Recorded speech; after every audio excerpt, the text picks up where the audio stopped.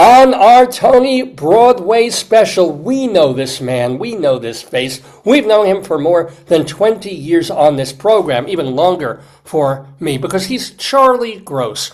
Charlie is a theater critic. He's also a playwright and performer. But mainly today, it's the critic part because he's going to be talking, of course, about the Tony nominations, most specifically Revival of a Play. We'll get to that in a moment. But Charlie, how you doing? You doing okay? I'm doing well, David. It's so wonderful to be doing Tonys with you. Maybe we've been doing this for 20 years on your show, but you and I have actually been doing the Tonys for probably about 30 years because you are Two on the Aisle's longest running guest critic. And we used to do the Tony. We used to have you every year. You would join Jeff Goodman and myself for the Tony predictions. We had this crazy thing where we try to do it like the McLaughlin hour. Best idea. I've been watching some of the old shows. That may have not have been the best idea to present it, but we've had you. You did interviews. You were our go-to substitute critic whenever we needed one. So Yeah, I was proud to do it. People should know Two on the Aisle is like a theater review Siskel and Ebert version that you and Jeff Goodman started. Now you do it with Leslie Hoban Blake, and it's still on. People can watch episodes on YouTube where? just type in either Charles Gross or Two on the Aisle, or type in both, Hmm. and you'll get us. Or Leslie Hoban Blake, you could type that. If you like, you can also, we're on Manhattan Neighborhood Network, so if you get cable in Manhattan, you can see it, or you can go to their website, mnn.org, and then you just see us on our broadcast time, which is every alternate Thursday at 10 o'clock.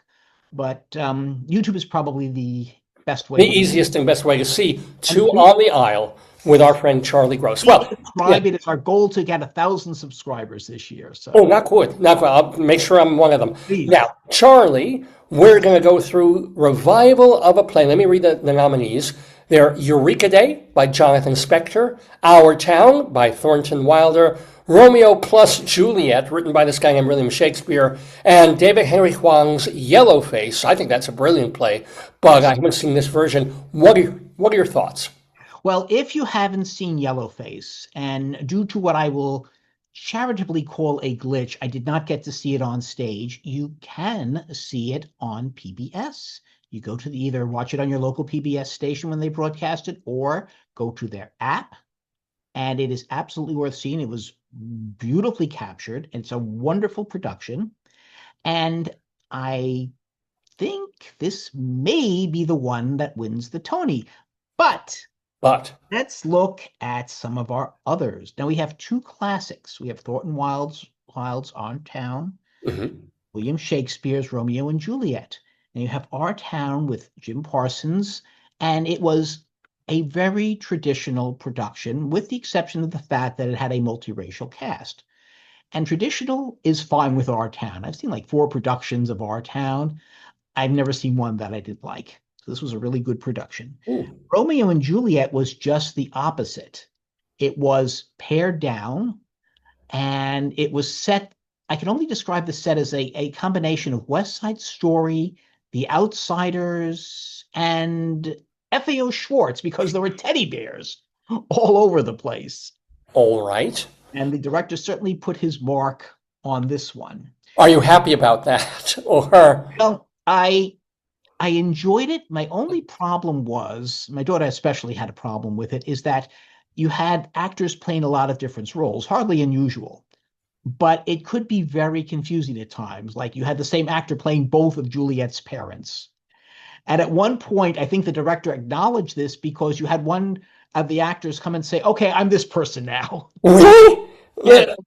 Okay, that's cheating a little bit. Fair enough. What did you think of Eureka? That is a show that I actually saw both off and on Broadway. What are your thoughts on Jonathan Spector's Eureka Day?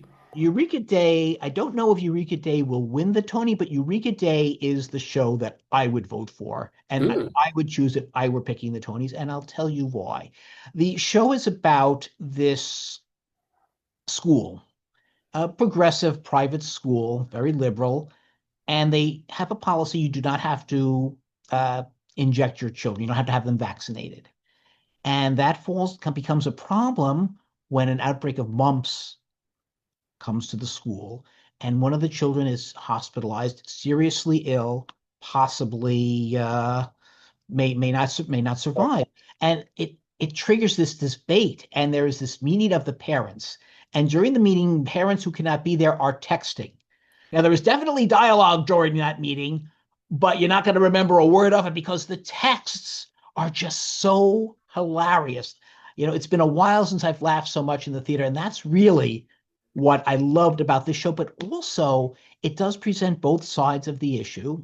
I think, I come down very firmly on the side of being vaccinated, but there you see the child who wasn't vaccinated, who was hospitalized, but you see one parent whose child got sick after being vaccinated. Now, there's no proof that the vaccination had anything to do with his child's being sick, but she felt that because it happened so soon, look, when you lose a child, which is the worst thing that can happen to anybody, you.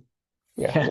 So it sounds like Eureka Day is both hysterical, and I agree that Yes. that scene is hilarious, and it really is a thought-provoking, even-handed. That's why you loved it. That's why you're hoping it will win.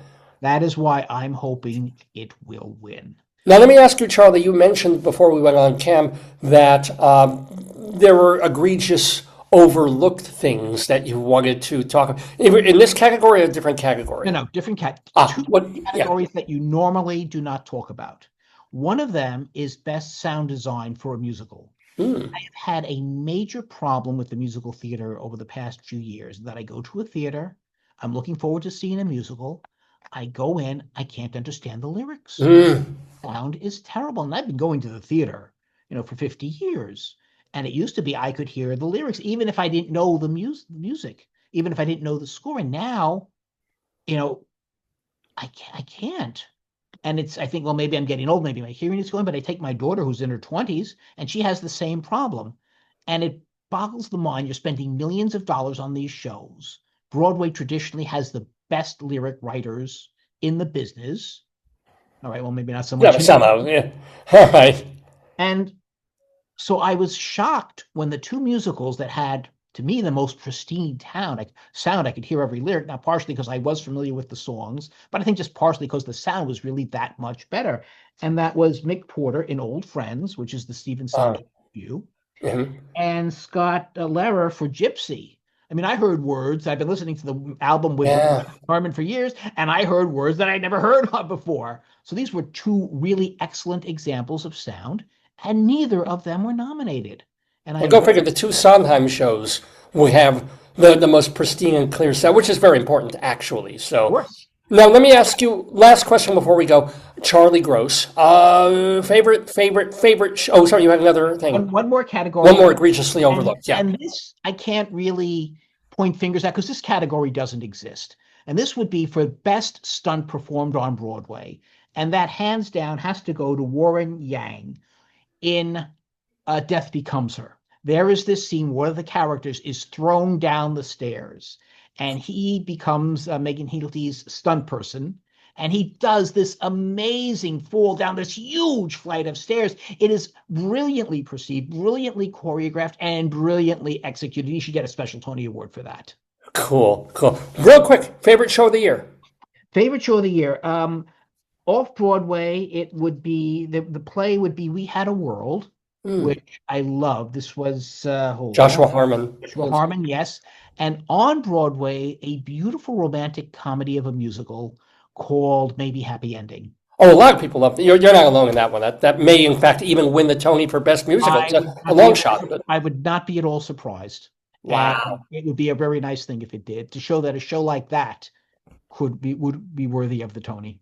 Well, let's have a happy ending here with Charlie Gross reminding you that you can watch Two on the Aisle on YouTube and on Manhattan Neighborhood Network. Look for it. And Charlie, we always look for you on the aisle. Thanks so much. Good to see you, Dave.